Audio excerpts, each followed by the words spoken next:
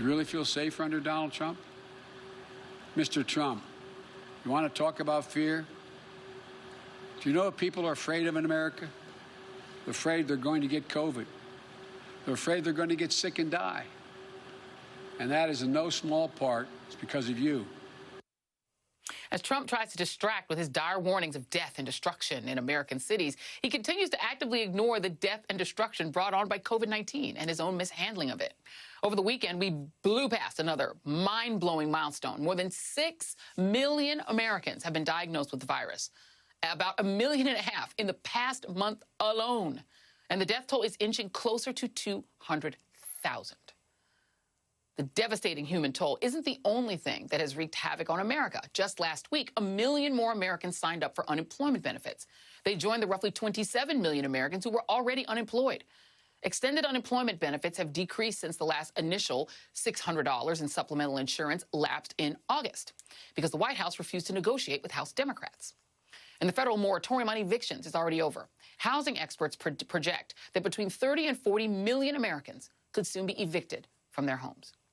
Economists and federal officials are also warning that without an additional stimulus from the federal government, the country faces a long-term recession.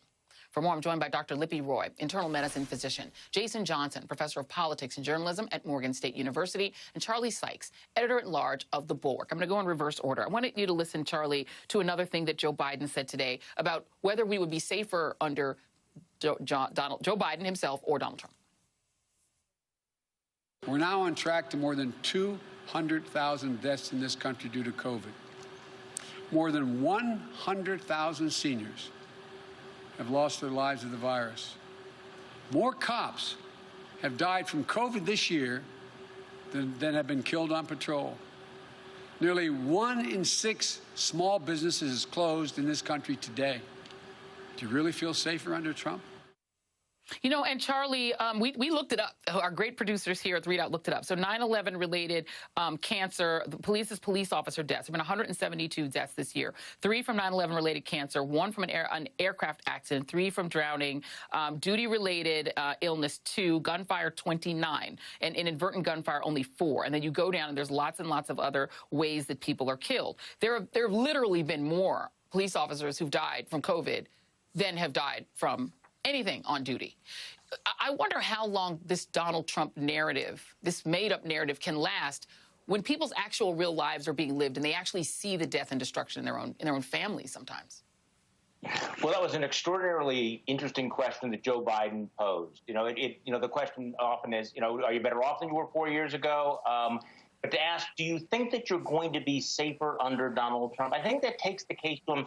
And Joy, I think that what you're doing here is very, very important because we need to understand that this is a distraction from a distraction, that Donald Trump very clearly wants to talk about urban violence. He wants to talk about Black Lives Matter because he does not want to talk about the deaths from COVID. He does not want to talk about what's going on in the economy. He does not want to talk about his failure and the fact that we're about to hit 200,000 dead Americans. So I think people do need to understand the cynicism behind this, where the president of the United States is putting politics ahead of actually protecting us from the pandemic and is willing to inflict this kind of damage on the American political scene, using the tribal division that you were discussing just a few minutes ago. And I didn't give the police officer number who died from COVID. It's not 1,993. So it's 1,993 versus 172, right? So It's a lot more. Jason, the ways that Donald Trump has dealt with COVID, because it is the biggest threat to his re-election. Let's just full stop. The thing that's the most threatening to him staying in power is his mishandling of COVID. But he's just resisted even believing COVID is real or doing the sort of logical things that one would do if you wanted to both help people and stay in power. Here is what Jared Kushner said. This is a quote. Jared Kushner, the president's son-in-law and advisor, this is during the real supply chain chaos, said, "We're an organization with 56 clients," referred to the U.S. states and territories. "It's not our job to secure supplies for them. It's our job to help them." It said the federal government's approach turned hospital systems and state governments into rivals. This is as medical providers were begging for supplies. One doctor worried about his shipment of masks and gowns would be seized by another state, divided the supplies between 2 trucks to make sure at least one could get through. Hospitals are having to sneak supply chains through to try to save the lot, to try to save lives. Do you understand, just as a political scientist, why the Trump administration would be so resistant to actually doing the thing that would actually help them and help people?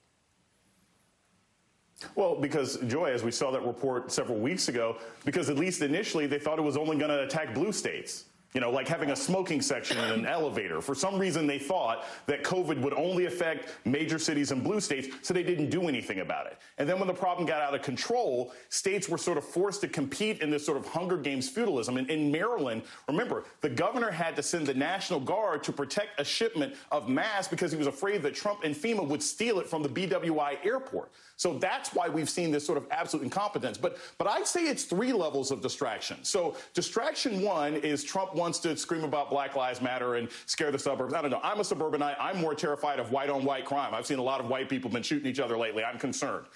His second level is he doesn't want to talk about COVID. But all of that isn't even just a distraction from the economy. It's a distraction from the fact that he's destroying the post office and wants to steal the election. Trump wants to talk about anything other than the fact that he's trying to rig an election because he knows the polls say he's going to lose.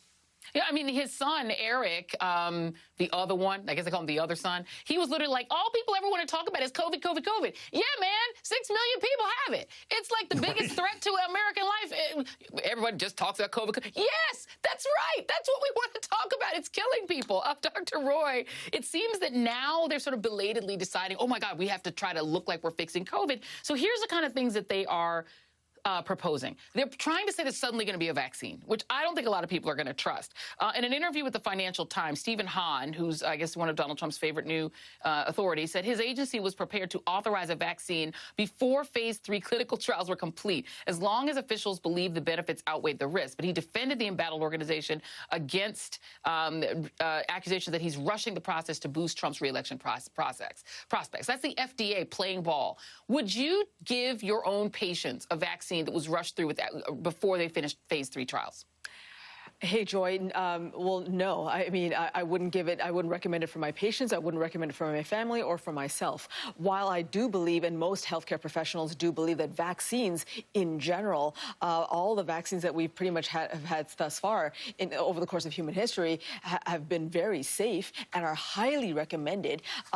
No, but those vaccines that we highly recommend have gone through a rigorous testing process, clinical trials. What's happening now, what the FDA, unfortunately, is getting pressured to do is authorize vaccines to be released to the public without going through the appropriate channels. I also just want to say that, you know, that clip that you showed of Vice President Biden, what I heard and what's so critical for physicians and healthcare professionals is the sense of empathy. I heard the Vice President talk about elderly Americans, people in nursing homes, like genuinely caring about the most vulnerable people. He talked about Black and brown people. He talked about communities of color.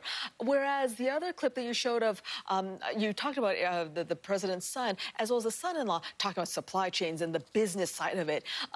Those are two very different narratives. And you pointed out very clearly, Joy, nothing else matters. There's really, topics 1 through 10 are all about coronavirus. We have to get a handle on that first before we can solve any other problem.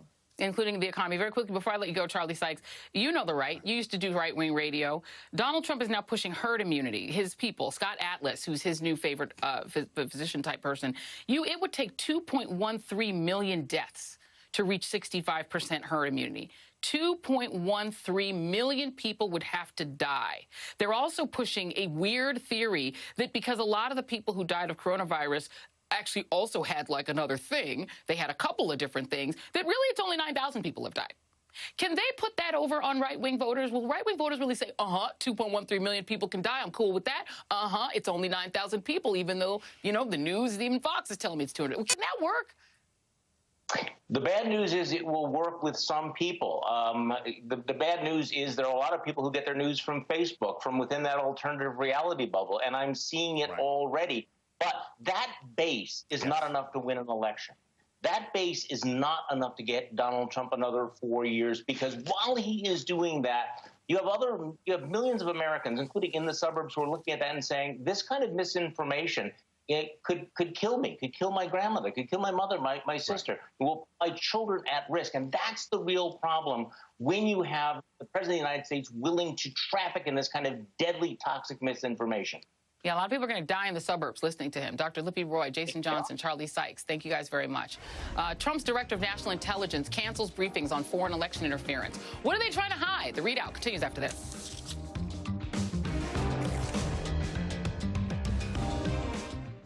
At Stanley Steamer, we love homes. It's why we started cleaning them over 70 years ago and why we still continue today. Whatever home means to you, we're ready when you are to make sure your space is clean and that you and the ones you care about most are safe. Once weekly Ozempic is helping many people with type 2 diabetes like Emily lower their blood sugar. A majority of adults who took Ozempic reached an A1C under 7 and maintained it. Here's your A1C. Oh, my A1C is under 7. And you may lose weight. Adults who took Ozempic lost on average up to 12 pounds. I lost almost 12 pounds. Oh! For those also with known heart disease, Ozempic lowers the risk of major cardiovascular events such as heart attack, stroke, or death. It lowers the risk. Oh? And I only have to take it once a week. Oh. Ozempic is not for people with type 1 diabetes or diabetic ketoacidosis.